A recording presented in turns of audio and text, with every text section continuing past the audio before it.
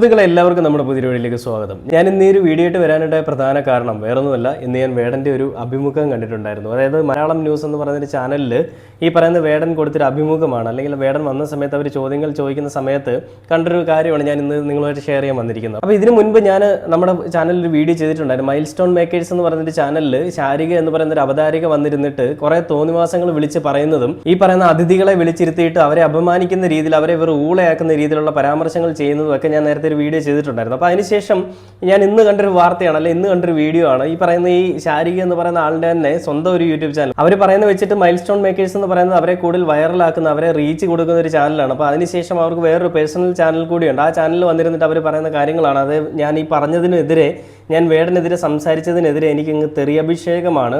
എന്നെ ഒരുപാട് പേര് തെറി വിളിക്കുന്നുണ്ട്. ഭയങ്കര തെറിയാണ്, ഒരു മര്യാദയില്ലാത്ത തെറിയാണ് വിളിക്കുന്നത്.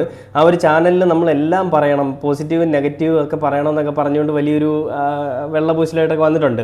അപ്പോഴും പുള്ളിക്കാർ പറയുന്നത് ഈ വേടൻ മോദിജിയെ പറഞ്ഞതിനെതിരെയാണ്, അല്ലെങ്കിൽ സുരേഷ് ഗോപിയെ പറഞ്ഞതിനെതിരെയാണ് പുള്ളിക്കാർ സംസാരിക്കുന്നത്. പുള്ളിക്കാർ ഒരു സംഘിണിയാണ്, സംഘിമിത്രമാണെന്നുള്ളത് നമുക്ക് എല്ലാവർക്കും അറിയാം, മനസ്സിലായ ഒരു വീഡിയോ കണ്ടപ്പോൾ തന്നെ. അറിയാതെ വായിൽ നിന്ന് വീണുപോയി ഈ പറയുന്ന സുരേഷ് ഗോപിജി അല്ലെ മോദി ജി എന്നൊക്കെ പറഞ്ഞുകൊണ്ട് ജി എന്ന് പറയുന്നൊരു നാമം അവിടെ പുള്ളിക്കാരി ഉച്ചരിച്ചു. അപ്പോൾ അങ്ങനെ വന്നപ്പോൾ അത് എല്ലാവർക്കും മനസ്സിലായി സംഘിമിത്രമാണ്, അല്ലെ സംഘിണിയാണെന്നുള്ളത്.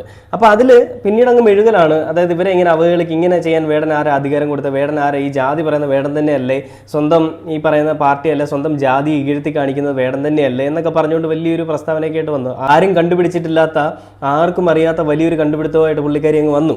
അപ്പോൾ എന്തൊക്കെയോ വലിയൊരു മറ്റേതാണെന്നുള്ളൊരു വിചാരം ഈ ശാരിയൊക്കെ ഉണ്ടെന്നുള്ളത് വേറൊരു വസ്തുതയാണ്. അതായത് ഈ ഒരാളെ വിളിച്ചിരുത്തി, അതിഥി ദേവോഭവ എന്നാണ്, ഒരു അതിഥിയെ വിളിച്ചിരുത്തിയിട്ട് അവരെ ഒരുമാതിരി മൂഞ്ചിയ ചോദ്യങ്ങളും ചോദിച്ച് അവരുമാതിരി മണ്ടന്മാരാക്കുന്ന പരിപാടിയാണ് ഈ പറഞ്ഞ ശാരിക എന്ന് പറയുന്ന പെണ്ണുമ്പോൾ ചെയ്യുന്നത്. ഒരു കാരണവശാലും നിങ്ങൾ ഇവരുടെ ഈ ഒരു ഇന്റർവ്യൂവിനോ അല്ലെങ്കിൽ ഇവർ വിളിക്കുന്ന കാര്യങ്ങൾക്ക് പോകാതിരിക്കുക. ഇവർ ഒരു ചാനലും എടുത്ത് വെച്ചിട്ട് അതിൽ റീച്ച് ഉണ്ടാക്കാൻ വേണ്ടിയിട്ട് പോസിറ്റീവും നെഗറ്റീവും പറയാമെന്ന് പറഞ്ഞുകൊണ്ട് വെറുതെ വായി തോന്നൊക്കെ ഇരുന്ന് വിളിച്ച് പറയുകയാണ്.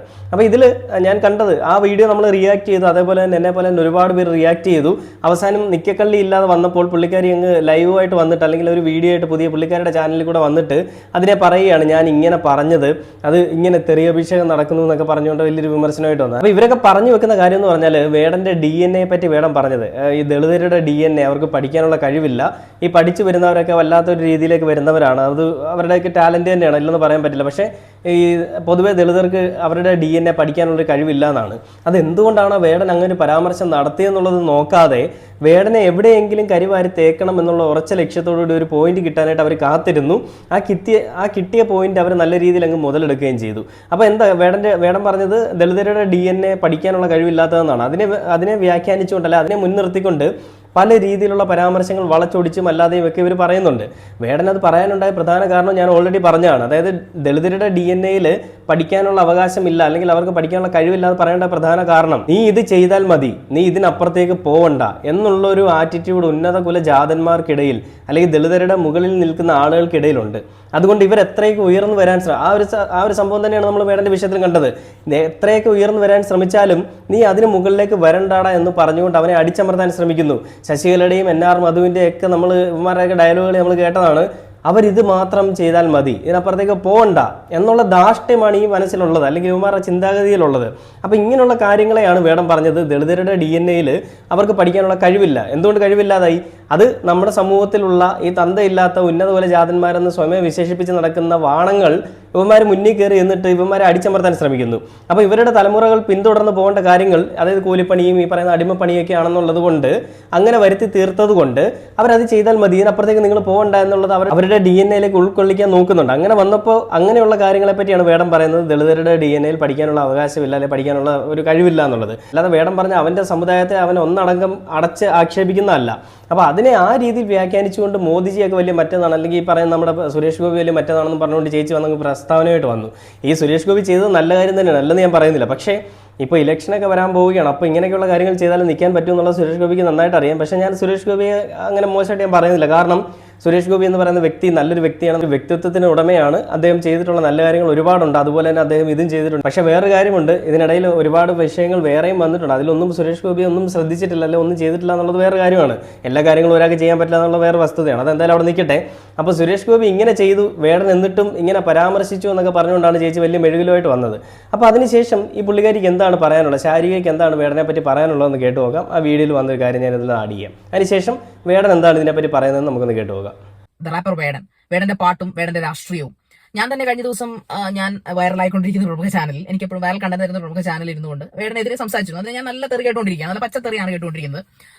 അതൊരു ഷോ ആണ്. ആ ഷോയിൽ അനുകൂലിച്ചും പ്രതികൂലിച്ചും മാത്രമേ നമുക്ക് പറയാൻ സാധിക്കത്തുള്ളൂ. അപ്പൊ അതുകൊണ്ട് തന്നെ അതൊരു ശനിദശ എന്ന് പറഞ്ഞ ഷോ ആയതുകൊണ്ട് തന്നെ നമുക്ക് രണ്ട് നെഗറ്റീവ് പോയിന്റ്സും പോസിറ്റീവ്. ആ പ്രോഗ്രാം എന്തും ആയിക്കോട്ടെ, ശനിദശ അത് പോസിറ്റീവും പറയണം നെഗറ്റീവും പറയണം എന്ന് പറഞ്ഞുകൊണ്ട് സ്വന്തം അച്ഛനെ മാറ്റി പറയൊന്നുമില്ലല്ലോ ശാരീരിക മോളെ നിങ്ങൾ. പറയേണ്ട കാര്യങ്ങളല്ലേ പറയുള്ളൂ. അല്ലാതെ ഇവിടെ നിങ്ങൾ എന്താ ചെയ്തിരിക്കുന്നത്? വേടന്റെ വിഷയം എടുത്തിട്ട് ആവശ്യമില്ലാത്ത സംസാരമാണ്. വേടനെയും സുരേഷ് ഗോപിയും തമ്മിൽ കൂട്ടിച്ചേർത്ത് വായിക്കുന്നു.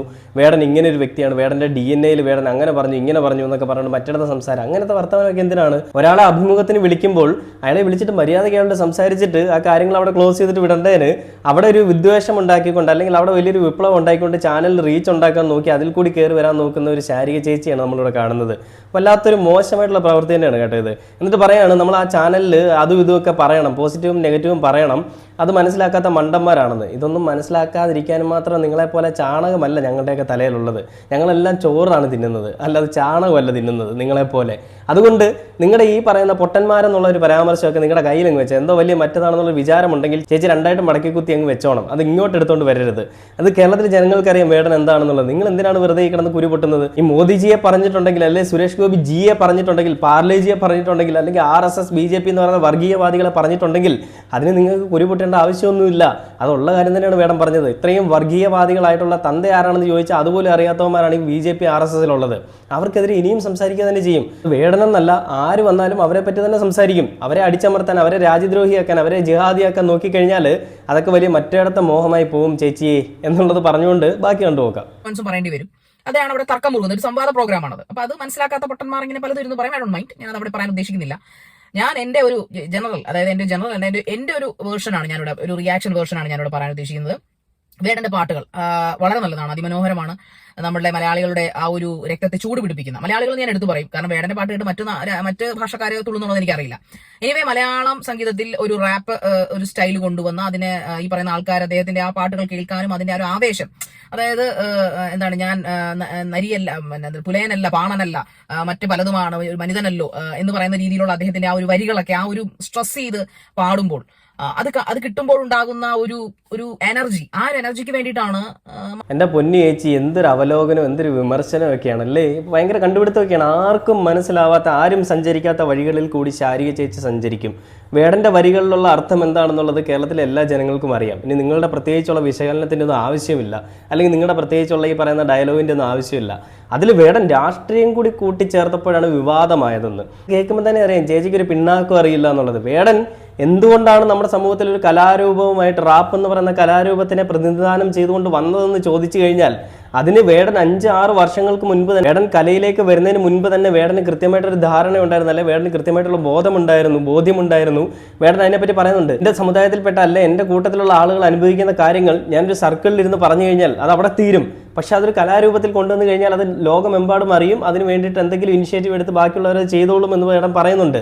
ആ ഒരു കാര്യം വേടൻ പറഞ്ഞുകൊണ്ടാണ് അവൻ്റെ അന്നു മുതൽ ഇന്ന് വരെയും വേടൻ നിലകൊള്ളുന്നത്. അല്ലാതെ ഇന്നലെ വന്നിട്ട് വേടൻ പാട്ട് പാടി ക്ലിക്കായതിനു ശേഷം വേടൻ രാഷ്ട്രീയം കൂടി കൂട്ടിച്ചേർത്ത് അങ്ങ് പാടിയതൊന്നുമല്ല. അവൻ രാഷ്ട്രീയം പറഞ്ഞിട്ടുണ്ടെങ്കിൽ ഇന്നത്തെ നമ്മുടെ കാലത്തുള്ള ഇന്നത്തെ നേതാക്കന്മാർ ഇന്നലകളിൽ കാണിച്ച കൊള്ളരുതായ്മകളാണ് വേടൻ പറഞ്ഞിരിക്കുന്നത്. അല്ലെങ്കിൽ നേതാക്കന്മാർ പോട്ടെ, നമ്മുടെ സമൂഹത്തിൽ ഇന്ന് നിലനിൽക്കുന്ന ജാതി പറഞ്ഞുകൊണ്ട് തന്തയില്ലായ്മ കാണിക്കുന്നവർക്കെതിരെയുള്ള കാര്യങ്ങളാണ് വേടൻ പറഞ്ഞിരിക്കുന്നത്. അതെല്ലാം മനസ്സിലാക്കാനുള്ള കഴിവും അതിനുള്ള ബോധവും ഒക്കെ കേരളത്തിലെ ജനങ്ങൾക്കുണ്ട്. അതെല്ലാവരും മനസ്സിലാക്കിയതുമാണ്. അതിൽ ചേച്ചി വന്നിട്ട് വലിയ വ്യാഖ്യാനമാണ് വേടന്റെ കവിതകളിൽ. ഞാൻ വലിയ മറ്റേതാണ്, ഞാൻ മറ്റേ പുലയനല്ല മനിതനല്ലോ എന്നൊക്കെ പറഞ്ഞിട്ട് വന്നത്. നമ്മുടെ സമൂഹത്തിൽ നിലനിൽക്കുന്ന ഉന്നതകുല ജാതനെന്ന് സ്വയമേ വിശേഷിപ്പിച്ച് നടക്കുന്ന ചില ആളുകളുടെ ഒരു ബോധത്തിനെതിരെ, അല്ലെങ്കിൽ അവരുടെ ഒരു തന്തയില്ലായ്മയ്ക്കെതിരെയാണ് വേടൻ സംസാരിക്കുന്നത്. അത് ചേച്ചിക്കും മനസ്സിലായിട്ടുണ്ട്. എന്നാലും ചേച്ചിയൊക്കെ ഇരുന്ന് മെഴുകുകയാണ്. അത് ഈ പറയുന്ന വേടന്റെ ഭാഗത്ത് വേടൻ രാഷ്ട്രീയം കലർത്തിയാണ് പാടുന്നതെന്നുള്ളത്. രാഷ്ട്രീയത്തിലാണ് കൂടുതലും ജാതി വർണ്ണ വിവേചനങ്ങൾ നിലനിൽക്കുന്നത് ചേച്ചി. അതുകൊണ്ടാണ് വേടൻ രാഷ്ട്രീയം കൂടി ചേർത്ത് പറയുന്നത്. അല്ലെങ്കിൽ അവനത് പറയേണ്ട ആവശ്യമില്ലല്ലോ. ജന്മികുടിയൻ വ്യവസ്ഥയെ പറ്റി അവന് പറഞ്ഞാൽ പോരെ. ഇന്നും ജന്മികുടിയൻ വ്യവസ്ഥ നിലനിൽക്കുന്നുണ്ട്. അതുകൊണ്ടാണ് അവൻ രാഷ്ട്രീയമാണ് ജന്മി എന്ന് പറയുന്നത് ഇന്നത്തെ കാലത്ത്. അതിൽ കുടിയാന്മാരെന്ന് പറയുന്ന ഈ പിന്നോക്ക സമുദായത്തിൽപ്പെട്ട ഗോത്രവർഗത്തിൽപ്പെട്ട ആളുകളാണ്. അവരെ ആ രീതിയിൽ കാണുന്നവന്മാരാണ് ഈ പറയുന്ന രാഷ്ട്രീയത്തിലും അതേപോലെ തന്നെ നമ്മുടെ സമൂഹത്തിൽ ഉന്നത കുലജാതരെന്ന് സ്വയമേ വിശേഷിപ്പിച്ച് നടക്കുന്ന ആളുകളും. സ്വയമേ വിശേഷിപ്പിച്ച് നടക്കുന്ന, ഞാൻ വീണ്ടും വീണ്ടും പറയുന്നത്, അത് അവരുടെ ഉള്ളിലുള്ള ചിന്താഗതിയാണ്. നമ്മുടെ ഒന്നും മനസ്സിൽ ഇവർ ഉന്നത കുലജാതനൊന്നുമില്ല. ഒരു ശ്വാസം, ഒരു ഞൊടിച്ച് കഴിഞ്ഞാൽ അപ്പം തീരാവുന്നൊരു ശ്വാസം, അത് അവിടെ തീർന്നു കഴിഞ്ഞാൽ എന്താണ്? ഏത് ജാതിക്കാരൻ, ഏത് മതം, എന്ത് ആരെങ്കിലും അറിയുന്നുണ്ടോ? ഇല്ല. വെറും ഇരുട്ടിലേക്ക്, വെറും ഏകാന്തതയിലേക്ക്, വെറും അന്യതയിലേക്ക് അയാൾ പോവുകയാണ്, വെറും മൃതശരീരമായിക്കൊണ്ട്. അങ്ങനെ പോകുമ്പോൾ അയാൾ ഉണ്ടാക്കിയെടുത്തൊന്നും അയാളുടെ കൂടെ ഇല്ല. വെറും ഏകനായിട്ട് അല്ലെങ്കിൽ പാഴ് ശരീരമായിട്ടാണ് പോകുന്നത്.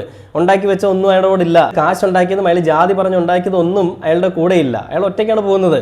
ഇതൊന്നും മനസ്സിലാക്കാതെ ജീവിച്ചിരിക്കുമ്പോൾ എല്ലാ പിറപ്പുകളും കാണിച്ചിട്ട് മരിക്കാൻ നല്ലൊരു മരണം വരട്ടെ എന്ന് പ്രാർത്ഥിച്ചുകൊണ്ടിരിക്കുന്ന ചില ആളുകളെയൊക്കെയാണ് നമ്മളിവിടെ കാണുന്നത്.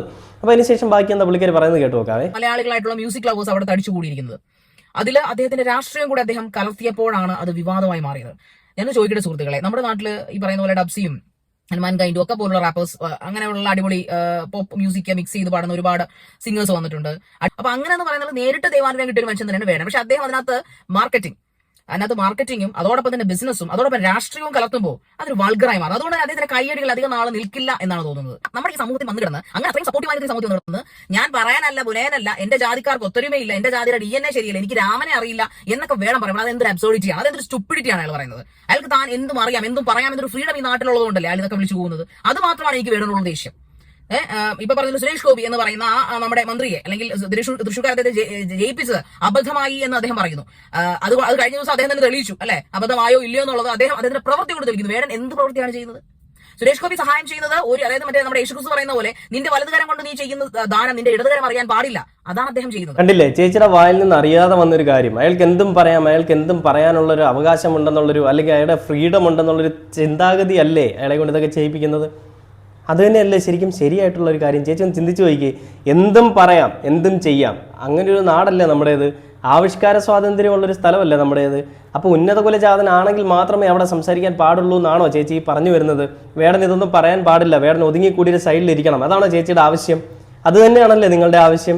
അറിയാതാണെങ്കിലും വായിൽ നിന്ന് ചില സമയത്ത് സത്യങ്ങളൊക്കെ പുറത്തു വരുന്നുണ്ട് ചേച്ചി. എന്തും പറയാമെന്നുള്ളൊരു ഫ്രീഡം, ആ ഫ്രീഡം തന്നെയാണ് നമ്മുടെ കൂട്ടത്തിലുള്ള എല്ലാവർക്കും ഉള്ളത്. ആ ഫ്രീഡം തന്നെയാണ് വേണ്ടതും, അതിനുവേണ്ടി തന്നെയാണ് എല്ലാവരും ഫൈറ്റ് ചെയ്തിട്ടുള്ളതും. അങ്ങനെ ഒരു ഫ്രീഡം ഉള്ളെടുത്ത് അങ്ങനെ ഒരാളെ പറ്റി പറഞ്ഞിട്ടുണ്ടെങ്കിൽ എന്താണ് പ്രശ്നം? അവൻ എന്തും പറയാമെന്നുള്ളൊരു ധാരണ അവനുണ്ടെങ്കിൽ, അവൻ ജീവിക്കുന്ന നമ്മുടെ രാജ്യത്താണ്, ഇന്ത്യയിലാണ്, കേരളത്തിലാണ്. അങ്ങനെയുള്ളിടത്ത് അവന് പറയുന്നതിന് എന്തിനു പേടിക്കണം? നിങ്ങളിത് UP അല്ലെങ്കിൽ ഗുജറാത്തോ ഒക്കെ ആക്കാൻ ശ്രമിക്കുന്നുണ്ടെങ്കിലേ അതൊക്കെ അവിടെ പോയിട്ട്, അല്ലാതെ ഇവിടെ ഇരുന്നുകൊണ്ട് ഉണ്ടാക്കരുത്, അവിടെ പോയിട്ട് ഉണ്ടായിക്കോണം. എന്തൊരു കഷ്ടമല്ലേ ഇവരുടെ ഇനിയുള്ള വാക്കുകൾ കേട്ട് ഞാൻ വേറെ എന്തെങ്കിലുമൊക്കെ പറഞ്ഞു, അത് പിന്നീട് അവസാനം എനിക്കതൊരു കേസൊക്കെ, അതുകൊണ്ട് ഞാൻ അതിലേക്ക് പോകുന്നില്ല. എന്നാലും എൻ്റെ ശാരിക ചേച്ചി, നിങ്ങൾ ഈ അന്ധമായിട്ട് BJP എന്ന് പറയുന്ന പാർട്ടിയെ പൊക്കിക്കൊണ്ട് നടക്കുന്നതൊക്കെ നല്ലതാണ്. പക്ഷേ തന്തയില്ലായ്മ കാണിച്ചിട്ട് അതിനെ മെഴുകി നല്ലൊരു കാര്യമാണെന്ന് പറഞ്ഞുകൊണ്ട് നടക്കുന്നത് അത്ര നല്ല കാര്യമല്ല. ഈ നാണമില്ലാത്തവന്റെ ആസനത്തിൽ ആല് മുളച്ചാൽ അതും തണലാക്കുന്ന ചില ആളുകളുണ്ട്. ആ കൂട്ടത്തിലൊക്കെയാണ് ചേച്ചിയൊക്കെ വരുന്നതെന്ന് തോന്നുന്നു. അപ്പോൾ ഇതിനെപ്പറ്റി ഞാൻ ഇനി കൂടുതലൊന്നും പറയുന്നില്ല. പുള്ളിക്കാരി മെഴുകുകയാണ് വീണ്ടും കിടന്നുകൊണ്ട്. എന്തായാലും പിള്ളേരെല്ലാം എടുത്തിട്ട് പഞ്ഞി കിട്ടിട്ടുണ്ട്, നല്ല രീതിയിൽ വാക്കുകൾ കൊണ്ട് പുള്ളിക്കാരി അങ്ങ് മേഞ്ഞിട്ടുണ്ട് കയറി. അപ്പോൾ ആ ഒരു പേടി കൊണ്ടും ഒരു ചമ്മൽ കൊണ്ടുമാണ് പുതിയ വീഡിയോ ചെയ്ത് ഞാൻ തോറ്റു പോകത്തില്ല എന്ന് അറിയിക്കാൻ വേണ്ടി വീഡിയോ ചെയ്തിരിക്കുന്നത്. അപ്പോൾ ഇതിൽ വേടൻ എന്ന് പറഞ്ഞൊരു കാര്യമാണ്, എൻ്റെ DNA പറ്റി സംസാരിക്കുന്ന ആളുകളെ പറ്റിയും അതേപോലെ തന്നെ എൻ്റെ പാട്ടുകളിൽ ജാതി വിറ്റ് ഞാൻ കാശ് ഉണ്ടാക്കിയിട്ടില്ല എന്നുള്ള കാര്യങ്ങളെ പറ്റിയും വേടൻ പറയുന്നുണ്ട്. അതൊക്കെയാണ് അഖിൽമാരൊക്കെ മുന്നോട്ട് വെച്ച ആശയങ്ങളല്ലേ കാര്യങ്ങളെന്നൊക്കെ പറയുന്നത്. വേടൻ ജാതി വിറ്റ് ജീവിക്കുന്നു, വേടൻ രാജ്യദ്രോഹിയാണെന്നൊക്കെ പറഞ്ഞുകൊണ്ടാണ് ഇവരെല്ലാം വന്നത്. അപ്പോൾ അതിനെതിരെ വേടൻ പ്രതികരിക്കുന്നതാണ് നമുക്ക് ന്യൂസ് മലയാളം എന്ന് പറഞ്ഞ ചാനലിൽ വന്നത്. അതൊന്ന് കണ്ടുപോകാം. ജാതി വിറ്റ് കാശാക്കിയിട്ടില്ല എന്ന് റാപ്പർ വേടൻ. തന്റെ പാട്ടുകളിൽ ജാതി പറയാറില്ല, താൻ ജാതിക്ക് എതിരാണ്, RSS വേട്ടയാടൽ കാര്യമാക്കുന്നില്ല എന്നും വേടൻ ന്യൂസ് മലയാളത്തോട് പറഞ്ഞു. സഹിന നടി തയ്യാറാക്കിയ റിപ്പോർട്ട് കാണാം. വേടനാണ് ഇപ്പോൾ നമ്മോടൊപ്പം ചേർന്നത്. വേടൻ, ഭാരതാംബ വിഷയമൊക്കെ ശ്രദ്ധയിൽപ്പെട്ടിരുന്നു. ഭാരതാംബ ഒരു ബിംബമായി മാറുകയാണ്, എന്താണ്? അതിനെതിരെ ഇവിടെ ഉള്ള രാഷ്ട്രീയ പാർട്ടികളെല്ലാവരും എതിരെ നിൽക്കുന്നുണ്ട്, കൂടെ നിന്ന് സംസാരിക്കുന്നൊക്കെ ഉണ്ട്. ഭാവിയിൽ കാണാൻ നമുക്ക് എന്താ ഉണ്ടാവാൻ പോണെന്നൊക്കെ. വേടൻ്റെ ഒരു കാഴ്ചപ്പാട് എന്താണ് ഇപ്പോൾ ഈ ഭാരതാംബ വിഷയം വരാൻ നേരത്ത്? ഇല്ല, ഞാൻ അതിൽ അഭിപ്രായം പറയാനില്ല ഇപ്പോൾ തൽക്കാലത്തേക്ക്. ഞാൻ അതിനൊരു പാട്ട രീതികളെ പറയുന്നതൊക്കെ നല്ലതല്ലേ. എനിക്കൊരു കാര്യം പറയാനുള്ളത് എന്താണെന്ന് വെച്ച് കഴിഞ്ഞാൽ, ഒരു DNA ഇഷ്യൂവിനെ കുറിച്ചൊക്കെ ഭയങ്കരമായിട്ട് ചർച്ച പോകണമെന്നൊക്കെ കണ്ടു. ഈ പാരമ്പര്യമായിട്ട് വിദ്യാഭ്യാസം നിഷേധിക്കപ്പെട്ടൊരു സമൂഹത്തിൻ്റെ ഇടയിൽ അപ്പോൾ ഈ പഠനം, വിദ്യാഭ്യാസം എന്ന് പറയുന്ന കാര്യങ്ങൾ അവരുടെ പൊതുജീവിതത്തിനകത്തില്ലാത്ത, പൊതുജീവിത ശൈലിക്കകത്തില്ലാത്ത ഒരു കാര്യമാണ്. അതിൻ്റെ ബുദ്ധിമുട്ടുകൾ ഇപ്പോഴും ഇവിടെ പിള്ളേർ അനുഭവിക്കുന്നുണ്ട് എന്നുള്ളതാണ് അതിൻ്റെ സാധനമേ. അപ്പോൾ അതിൽ പറഞ്ഞൊരു വാക്ക് മാത്രം എടുത്തിട്ട് അതിനൊരുപാട് ആഘോഷിക്കലും കാര്യങ്ങളൊക്കെ കണ്ടിരുന്നു ഞാൻ. ഇത് കേരളത്തിൽ പഠിച്ച് മെറിറ്റിൽ വന്നിരിക്കുന്ന പിള്ളേരുടെ അടുത്ത് പോലും റിസർവേഷൻ ഉള്ളതുകൊണ്ട് മാത്രമാണ് അവൻ ഇവിടെ എത്തിയത് എന്നൊക്കെ പറയുന്ന ഒരു സമൂഹത്തിനടുത്ത് എന്തൊക്കെ പറഞ്ഞു കൊടുത്താലും മനസ്സിലാവാൻ പോകുന്നില്ല. അപ്പോൾ എനിക്കത് ക്ലാരിറ്റി വരുത്തേണ്ട ഒരു ആവശ്യം ഉണ്ടായിരുന്നു, അതാണ് പറഞ്ഞത്. അതിൽ DNA വിഷയത്തിൽ തന്നെ പ്രധാനമായിട്ടും പറയുന്നത്, പഠിച്ചു വളരെ ഉയരങ്ങളിൽ പല ആളുകളും എത്തുന്നുണ്ട്, അതുകൊണ്ട് നമ്മുടെ നാട്ടിലൊരു ജാതീയമായ വേർതിരിവില്ല എന്നാണ് പറയുന്നത്. അങ്ങനെയാണോ? ഇവിടെ റിസർവേഷൻ ഉപയോഗിച്ച് പഠിച്ചു വരുന്ന പിള്ളേരുടെ അടുത്ത് പറയുന്നത് റിസർവേഷൻ ഉള്ളതുകൊണ്ട് മാത്രമാണ് ഇവിടെ എത്തിപ്പെട്ടതെന്നാണ്. അത് തന്നെ വലിയ ജാതീയത, വലിയൊരു സാധനമാണ് അത്. അപ്പോൾ അതങ്ങനെയാണോ എന്ന് ചോദിച്ചാൽ അതങ്ങനെയല്ല. അതിപ്പോൾ എങ്ങനെയാണ് ഈ സമൂഹത്തിനോട് എങ്ങനെയാണ് ഇപ്പോൾ പറഞ്ഞ് മനസ്സിലാക്കിക്കൊണ്ട് റിസർവേഷൻ്റെ മൂല്യവും അത് എന്തളവിലാണ് വിതരണം ചെയ്യപ്പെടുന്നത് എന്നുള്ള കാര്യമൊന്നും ഇവിടുത്തെ പൊതുജനങ്ങൾക്ക് അവരറിവില്ലായ്മയ്ക്ക് എത്താതെ ഇത് വെച്ചിരിക്കുകയാണ്. അപ്പോൾ അങ്ങനത്തെ ഒരു സമൂഹത്തിനോട് ഇത് എങ്ങനെയാണ് പറഞ്ഞ് മനസ്സിലാക്കി കൊടുക്കാൻ പറ്റുക നമുക്ക്? മറ്റൊന്ന് പറയുന്നത് ഈ ജാതി വിൽപ്പന നടത്താൻ ശ്രമിക്കുന്നു, അല്ലെങ്കിൽ ജാതി പറഞ്ഞുകൊണ്ട് കാര്യങ്ങൾ ആളുകൾക്കിടയിലേക്ക്. ഞാൻ എൻ്റെ പാട്ടുകളിലൊന്നും ജാതി പറയുന്ന ആളായിട്ട് എനിക്ക് തോന്നിയിട്ടില്ല. ഞാൻ ഇപ്പോൾ എൻ്റെ എല്ലാ പാട്ടുകളും നിങ്ങൾ കേൾക്കുന്നതാണ്. എൻ്റെ ഏത് പാട്ടിലാണ് ജാതി പറയുന്നതായിട്ട് നിങ്ങൾക്ക് തോന്നിയിട്ടില്ല. ഞാൻ ജാതി പറയുന്നില്ല, ഞാൻ ജാതിക്ക് എതിരെയാണ് ഞാൻ പറയുന്നത്. ജാതി വിറ്റ് കാശാക്കേണ്ട ആവശ്യം വേണമെന്നില്ല. കണ്ടില്ലേ അദ്ദേഹം പറഞ്ഞ വാക്കുകൾ? ഞാൻ ആദ്യം പറഞ്ഞതുപോലെ തന്നെ ഈ ദളിതന്റെ DNA പഠിക്കാനുള്ള അവകാശമില്ല, അല്ലെങ്കിൽ അവർക്കൊരു കഴിവില്ല എന്ന് വേടൻ പറഞ്ഞതിൻ്റെ എന്താണ് അർത്ഥം എന്നുള്ളത് വേടനും വീണ്ടും അത് പറയുന്നുണ്ട്. അതായത് അവരിത് ചെയ്താൽ മതി എന്നുള്ള ശശികലയുടെ ആ ധാർഷ്ട്യത്തിൽ നിന്നും ശശികലയുടെ വാക്കിൽ നിന്നും നമുക്ക് മനസ്സിലായതാണ് ഇന്നലകളിൽ എന്തായിരുന്നു എന്നുള്ളത്. ഇന്ന് ഈ ശശികല ഈ വർത്തമാനം പറഞ്ഞിട്ടുണ്ടെങ്കിൽ ഇന്നലകളിൽ ഇവർ അനുഭവിച്ചിട്ടുള്ള, അല്ലെങ്കിൽ ഇവർ ഈ കാണിച്ചിട്ടുള്ള തന്തയില്ലായ്മ എത്രത്തോളമായിരുന്നു എന്നുള്ളത് നമുക്ക് ചിന്തിക്കാം. അപ്പം അങ്ങനെയുള്ള കാര്യങ്ങൾ ഇന്നത്തെ യുവതലമുറകൾക്കിടയിലേക്ക് ശശികല വന്ന് പറയുന്നതാണ്, അവൻ അത് ചെയ്താൽ മതി, ഇനി അതിനപ്പുറത്തേക്ക് അവൻ ചെയ്യേണ്ട, അവന് ചെയ്യേണ്ട ആവശ്യമില്ല, ഇവിടെ ബാക്കിയുള്ള ആളുകളുണ്ട്, ഇതൊക്കെ റാപ്പിൽ വരുന്ന കലാരൂപം, അല്ലെങ്കിൽ ഗോത്രവർഗത്തിന്റെ കലാരൂപമാണോ റാപ്പ്, കോപ്പ് എന്നൊക്കെ പറഞ്ഞുകൊണ്ടാണ് പുള്ളിക്കാർ വന്നത്. എന്ത് മൂഞ്ചിയ വർത്തമാനമൊക്കെയാണല്ലേ. അതിനെ ന്യായീകരിക്കാനായിട്ട് കുറേ ആളുകൾ വന്നിട്ട്, അഖിൽമാരടക്കം വന്നിട്ട് പറയുകയാണ്, അതായത് ഈ മോദിജിയെ അവഹേളിച്ചു, ഇങ്ങനെയൊക്കെയാണ് വേടൻ ജാതീയത വിറ്റ് കാശാക്കുന്നത്. ഇപ്പോൾ വേടൻ ചോദിച്ചൊരു ചോദ്യം തന്നെ ഞാനും ചോദിക്കാം, വേടൻ്റെ ഏത് പാട്ടിലാണ് അഖിലേ നീ കണ്ടിട്ടുള്ള ജാതീയത പറയുന്നത്?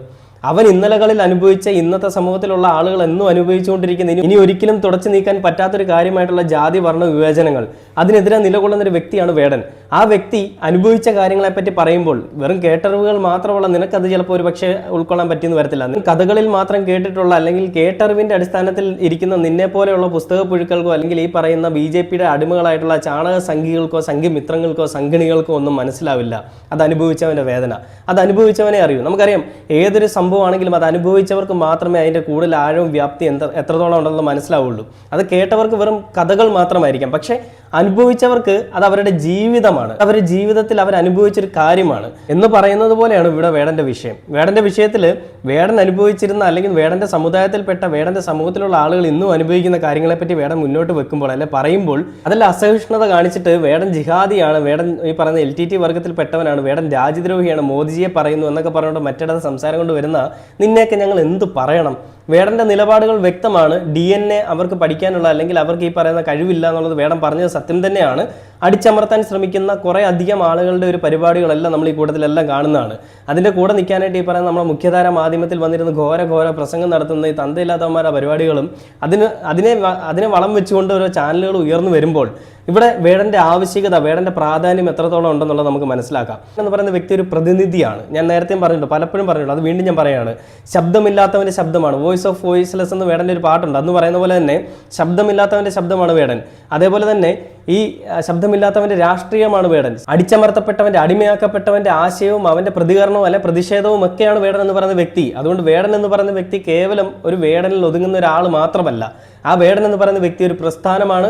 ആ പ്രസ്ഥാനം ഇനിയും ഉയർന്നുകൊണ്ടേയിരിക്കും. അതിൽ കുരു പൊട്ടുന്നവരെല്ലാം കുരു പൊട്ടിക്കൊണ്ടേയിരിക്കും. അതിലൊരു കോപ്പും ഇല്ല എന്നുള്ള വേടൻ വീണ്ടും പറയാനുള്ളവർ പറഞ്ഞുകൊണ്ടേയിരിക്കും. ഞാൻ എൻ്റെ ജോലി തുടരുമെന്നാണ് വേടൻ പറഞ്ഞിരിക്കുന്നത്. വല്ലാത്തൊരു കഷ്ടം തന്നെയാണ് കേട്ടോ. ഒരു പയ്യനെ പേടിച്ച്, എലിയെ പേടിച്ച് ഇല്ലം ചുടുക എന്ന് പറയുന്ന ഒരു അവസ്ഥയാണ് BJPയുടെ RSSൻ്റെ ഒക്കെ. എന്നിട്ട് നിർത്തുന്നില്ല, അങ്ങോട്ടും തുടങ്ങിക്കൊണ്ടിരിക്കുകയാണ് ഇവർ. ഇനി നിർത്താൻ ഉദ്ദേശിക്കുന്നുണ്ടാവില്ല.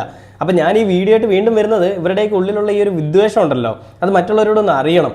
അത് കുറേ പേര് അറിഞ്ഞിട്ടും ഇപ്പോഴും വേടനെതിരെ സംസാരിക്കുന്നവരാണ് കൂടുതൽ. കമന്റ് ബോക്സിലൊക്കെ വേടനെതിരെ ഭയങ്കര മെഴുകലാണ്. വേടൻ ജാതി വിറ്റ് ജീവിക്കുന്നു, വേടൻ അങ്ങനെയാണ്, വേടൻ ഇങ്ങനെയാണെന്ന് പറഞ്ഞുകൊണ്ട് വെറും കേട്ടറിവിൻ്റെ ഒരു അടിസ്ഥാനത്തിൽ വന്നിട്ട് വേടനെ കുറ്റം പറയുകയാണ്. നിങ്ങളൊക്കെ എത്ര കുറ്റം പറഞ്ഞാലും അവൻ അനുഭവിച്ചതാണ് അവൻ്റെ കഥകൾ, അല്ലെങ്കിൽ അവൻ്റെ ജീവിതം എന്ന് പറയുന്നത്. അപ്പോൾ അങ്ങനെ ഉള്ളപ്പോൾ അവനെ എത്രയൊക്കെ നിങ്ങൾ പറഞ്ഞാലോ അല്ലെ നമ്മൾ പറഞ്ഞാലോ അവൻ അതിൽ നിന്ന് മാറാൻ പോകുന്നില്ല. കാരണം അവൻ അനുഭവിച്ച അവൻ്റെ ജീവിത സാഹചര്യങ്ങളിൽ നിന്നുകൊണ്ടാണ് അവൻ സംസാരിക്കുന്നത്. അത് എത്രയൊക്കെ മായ്ച്ചുകളല്ലേ, അതൊന്നുമില്ല, ഇനി ഉണ്ടാവില്ല എന്ന് പറഞ്ഞാലും അവൻ അതൊക്കെ അനുഭവിച്ചു കഴിഞ്ഞൊരു വ്യക്തിയാണ്. അതിന് നമുക്കൊന്നും പറയാനില്ല. വല്ലാത്ത കഷ്ടം തന്നെയാണ് കേട്ടോ BJPയുടെ RSSൻ്റെയൊക്കെ ഒരു കാര്യം എന്ന് പറയുന്നത്. വീണ്ടും മെഴുകൽ ഇങ്ങനെ തുടർന്നുകൊണ്ടേയിരിക്കുകയാണ്. പല പ്രമുഖരായിട്ടുള്ള ആളുകളെ വിളിച്ചിരുത്തിക്കൊണ്ട് അത് വേടൻ ഇങ്ങനത്തെ ഒരു വ്യക്തിയാണെന്ന് പറഞ്ഞു തീർത്തുകൊണ്ട് വേടൻ ഇനി ഒരു പരിപാടിയും കിട്ടുക എന്നുള്ളൊരു ലക്ഷ്യമാണ് ഇവരുടെ ഉള്ളിലുള്ളത്. അപ്പോൾ വേടൻ ഇതിൽ പറഞ്ഞു വെക്കുന്നൊരു കാര്യമുണ്ട്. ഇനി ഞാൻ ഇതിനെപ്പറ്റി പറയുന്നതിനേക്കാൾ കൂടുതൽ ഞാൻ എന്തായാലും ഒരു പാട്ട് എഴുതുന്നുണ്ട്, അതായിരിക്കും ഏറ്റവും നല്ലത്. അപ്പോൾ ഭാരതാംബയുടെയൊക്കെ വിഷയങ്ങളൊക്കെ തന്നെ ആയിരിക്കും. അപ്പോൾ ഒന്ന് കാത്തിരുന്നോ, ഒന്ന് നോക്കിയിരുന്നോ നീയൊക്കെ ഈ BJP RSS അതേപോലെയുള്ള സംഘിമിത്രങ്ങളും അതേപോലെയുള്ള ഇവന്മാരെ അനുകൂലിക്കുന്ന ആളുകളൊക്കെ ഒന്ന് നോക്കിയിരുന്നു. നിനക്കൊക്കെയുള്ള 8ൻ്റെ പണി വരാൻ പോകുന്നുണ്ട്. കാത്തിരുന്ന് കാണടാ നിനക്ക് എന്താ സംഭവിക്കുക എന്നുള്ളത്.